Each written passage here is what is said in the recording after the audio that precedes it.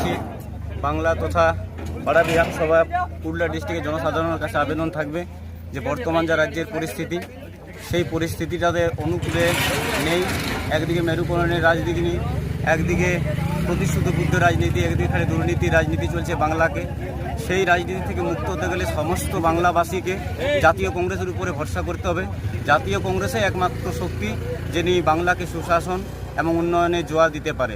আপনারা তো জানেন 1952 সাল থেকে 1977 এই পিরিয়ডটাতে যখন বিধানচন্দ্র রায় এবং সিদ্ধার্থ শঙ্কর রায় চিফ মিনিস্টার ছিলেন, সেই সময়টায় সার্বিক উন্নয়ন ছিল, কৃষি ছিল, শিক্ষা ছিল, শিল্প ছিল, স্বাস্থ্য ছিল এবং আমরা সবটাতেই প্রথম স্থান অধিকার করেছিলাম। তারপর সময়ের সাথে সাথে আমরা এখান থেকে ক্ষমতায় সরে যাই। আজকে আমরা প্রায় অর্ধ শতাব্দীর কাছাকাছি ক্ষমতাতে নেই, তবু আমরা টিকে আছি মানুষের জন্য, মানুষের কিছু করার জন্য। মানুষ যদি আমাদেরকে সহযোগিতা করেন, মানুষ যদি আমাদেরকে আশীর্বাদ করেন, মানুষ যদি আমাদেরকে নির্বাচিত করেন, আমরা কথা দিচ্ছি আজকে বিজেপি যে মেরুকরণের রাজনীতি করছে, তৃণমূল যে দুর্নীতিপরায়ণের রাজনীতি করছে, সেই রাজনীতি থেকে আমরা বাংলার মানুষকে মুক্তি দিতে পারি।